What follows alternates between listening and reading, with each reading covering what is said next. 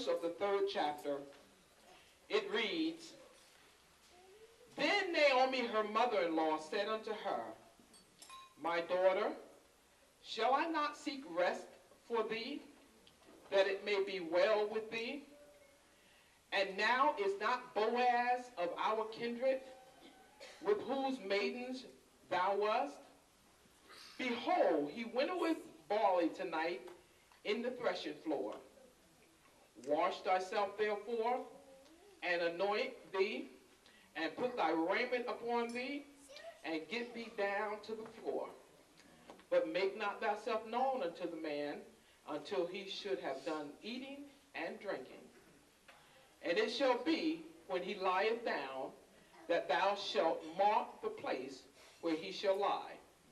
And thou shalt go in and uncover his feet, and lay thee down. And he will tell thee what thou shalt do. And she said unto her, All that thou sayest unto me, I will do. And she went down unto the floor, and did according to all that her mother-in-law bade her. From this passage of scripture, we want to use the topic, our kinsman redeemer. Our kinsman redeemer.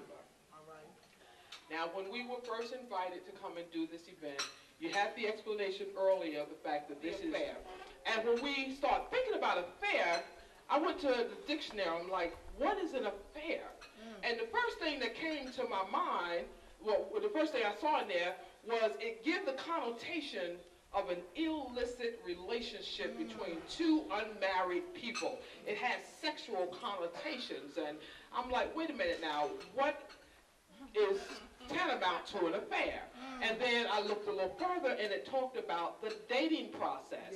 It's when you're dating, your courtship period. It's the period of time when two people are trying to get to know one another, so ultimately it can lead to the engagement and culminate with the marriage. So with that definition in mind, I start looking at, well, what does the Bible have to say about dating? See, you know, it's important for us to do things God's way. So I wanted to know what the Bible had to say about dating. And I found some surprising things. It's not as we know and understand. The first married couple was, y'all know, Adam and Eve. Now, look at how that came to pass. It said that God took a bone, a rib from Adam's side, and he created a woman, and then he brought that woman to Adam, and they became one. It was no waiting period and no time period, and one might say, well, he didn't have much of a choice. There was no other woman to choose from, so he didn't have to mess around dating, trying to find out if this is the right one.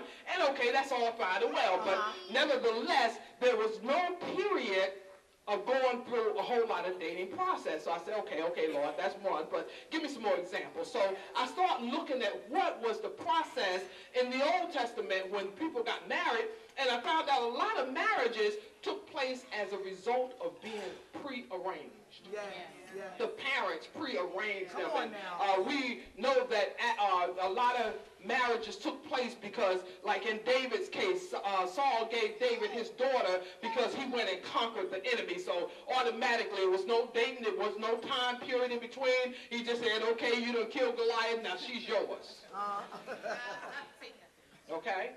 And then there's other marriages that took place. Caleb gave his daughter to Othniel because he went and conquered the enemy. And then there's all kind of examples of people having arranged marriage. So I'm like, Lord, well, what is this thing about arranged marriages? And I found out that in the East, even to this day, marriages are still being arranged.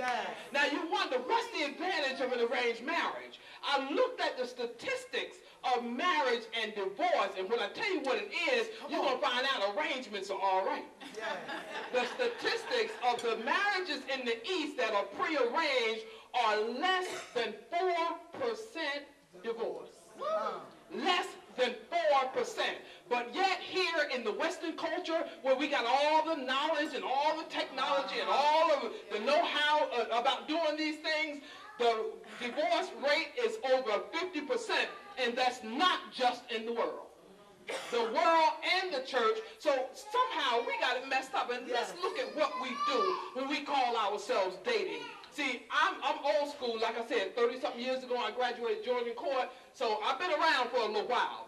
And I'm back from the day when you used to have it where you have those shotgun weddings, like you get my girl pregnant, you gonna marry her, okay? It was no, let's see if this gonna work out and all that kind of stuff.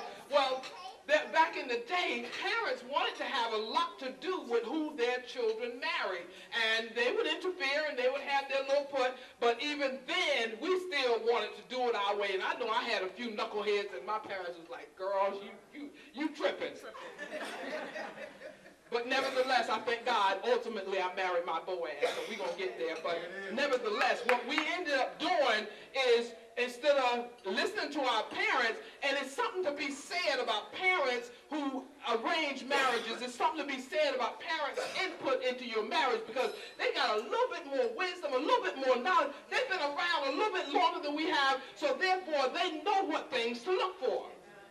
We would look for all the wrong things. Mr. Tall, dark, and handsome, and, he smiled at me. He told me I was pretty. He did this, and he did that, and that's what we base our marriages on. But nevertheless, we need to learn how to let the arrangements take place. So we found out that allowing arrangements can leave us a little better off. So what we did is we looked at the book of Ruth, and Ruth is the greatest love story ever told. When I was studying this, every time I talk to somebody on the phone, I give little bits and pieces, they go, I got to read that again, I got to read that again. And when I finish with it today, you're going to realize there's a whole lot in the book of Ruth that we just missed and we just looked over. This is one of the greatest love stories, and it will teach you how to end up with your kinsman redeemer. All right now. The story starts now. I read to you out of the 3rd chapter, and we're going to get there, but I got to give you a little bit of background as to what happened. The story of Ruth starts out talking about there was a man who named Elimelech who lived during the time of the judges, and him and his wife Naomi lived in Bethlehem. And there was a famine going on in Bethlehem, and so they decided to leave Bethlehem and go into Moab. Now, listen to me carefully. All of their names in this story have significance. Yes. And I'm going to share with you the meaning of some of their names, and you'll see why it's important that we don't just drop alphabets in some soup and pull it up and make a name for our children. We need to name them on purpose. We need to call them something, because whatever you call them, on and on, is going to have an impact on the way their life is going to go. So Elimelech, his name means God is my king. And see, if Elimelech would have lived up to his name, the story would have went a totally different way. But Elimelech had a wife named Naomi, and Naomi means pleasant. And they had 2 children. They had Mahlon and Chilion. Mahlon means sickly. What a name to give your child. And Chilion means pining away. In other words, you ain't as sickly as your brother, but you're going to leave here soon too. So here it is. Naomi and Elimelech decided to leave Bethlehem. Bethlehem, we know, is the house of bread. Bethlehem is the place where God told them to go, and he said, this is the land that's flowing with milk and honey. I will supply for you there. But a famine was going on in the land, so they decided, let's see if we can make our own way. So they decided to pack it up and go to Moab. Now, there's a lesson to be learned right there. Moab is the enemy's territory. Moab, if you remember, is the son of Lot and his oldest daughter when they had an illicit relationship, because they all fled from Sodom, and they needed to carry on the family name. So the oldest daughter got her daddy drunk, had a baby, and they called him Moab. And they're going back into Moab.